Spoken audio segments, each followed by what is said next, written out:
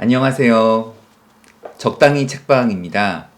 오늘은 정유정 작가의 장편소설 지니 이야기를 짧게 하려고 합니다.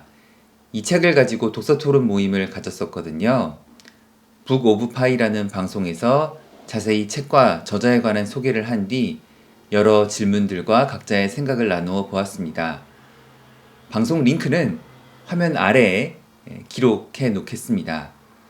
이 유튜브 방송에서는 독서토론 당시에 나왔던 의견들을 짧게 소개해 보도록 하겠습니다.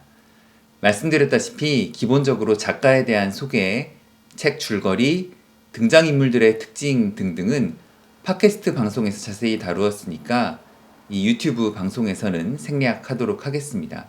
한번 들어보시길 추천드립니다. 그래서 지금 이 유튜브 방송에서는 책의 내용에 대한 스포일러가 많이 포함되어 있으니까 참고하셔서 책의 감상에 적당히 이용하시면 좋을 것 같다는 의견을 드립니다. 먼저 이 책의 장점에 대해서 말해 보아야겠죠. 전개 방식 장점을 많이 언급했습니다. 독서 토론을 할 당시 책의 앞부분에서 이 책의 주인공 이진희 씨가 신체의 변화를 겪는 장면들이 있거든요. 그 부분의 전개가 재밌다는 의견들이 많았습니다.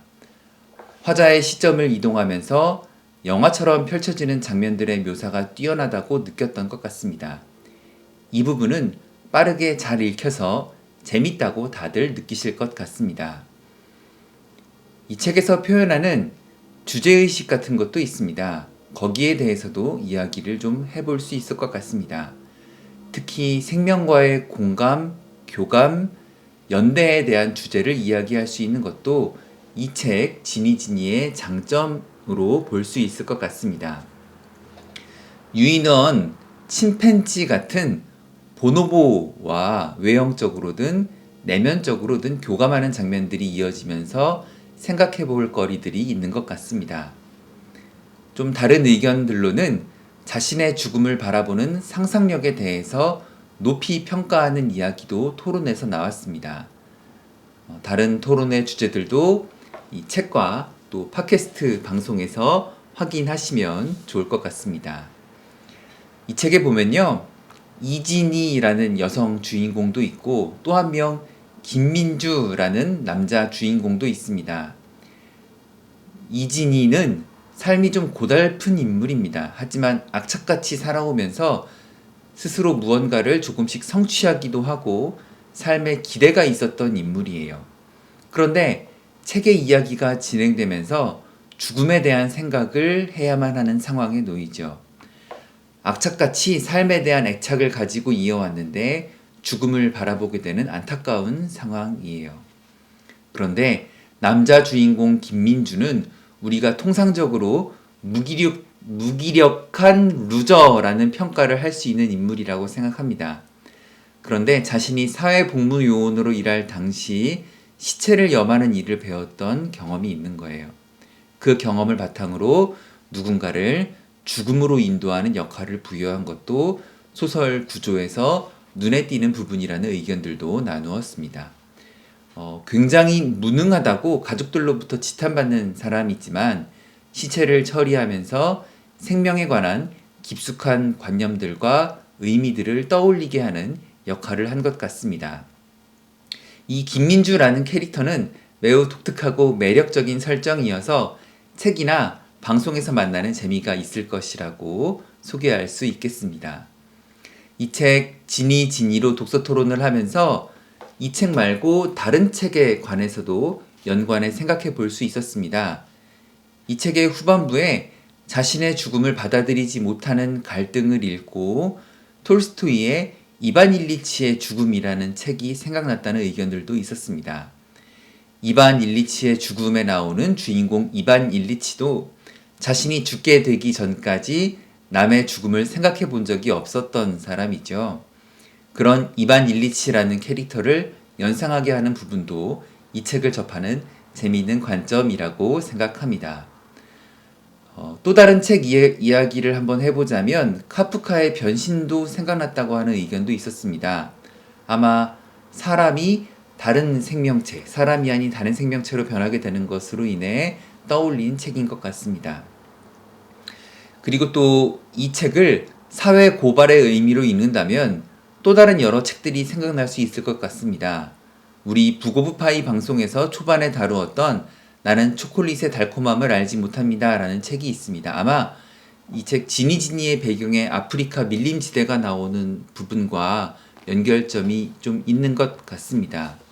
그리고 지니지니에서는 부잣집 어린 딸의 생일 잔치를 위해 불법으로 희귀한 동물을 모으는 사람의 이야기가 나오는데요. 아마 그런 이야기 때문에 사회의 부조리한 상황에 대한 고발의 관점에서도 토론할 부분들이 있는 것 같습니다. 물론 독서 토론이니까 이 책의 단점이나 부정적인 부분에 관한 의견들도 있었습니다. 짧게 한번 다루어 보겠습니다. 첫 번째는 눈에 대한 이야기를 할 수 있을 것 같습니다. 이 책의 표지도 이 눈동자와 눈 모양을 하고 있는데요. 책 초반부터 눈을 굉장히 무게감 있는 소재로 사용하고 있습니다. 사람의 눈이나 짐승의 눈 다 마찬가지입니다. 그런데 책의 후반으로 가면서 꼭 그래야 하는 것은 아니겠지만 소재의 연결성이 조금 아쉽다라고 느껴질 수 있습니다. 소통의 창구로서 눈에 대한 소재가 조금 아쉽다는 생각을 여러분들이 읽으면서 하실지 어떤지도 궁금합니다. 또 다른 이 책에 대한 단점 혹은 부정적인 의견으로는 좀 철학적 내용을 강요하는 게 부담스럽다라고 말씀하신 부분도 있었습니다. 그리고 소설에서 어떤 갈등이나 사건을 해소할 때 편지로 구구절절 설명하면 긴장감이 떨어진다는 의견을 주신 분도 있었습니다. 이 책 지니지니에는 그런 편지의 단점들이 어떻게 표현되는지 각자 확인해 보시면 좋을 것 같습니다.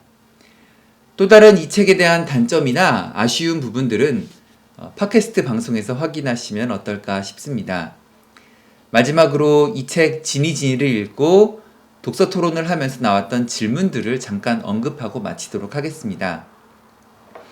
이 책을 읽고 그런 생각도 해보았다고 합니다. 갑작스럽게 죽음을 맞이한다면 어떨까라는 질문을 한번 해볼 수 있겠지요.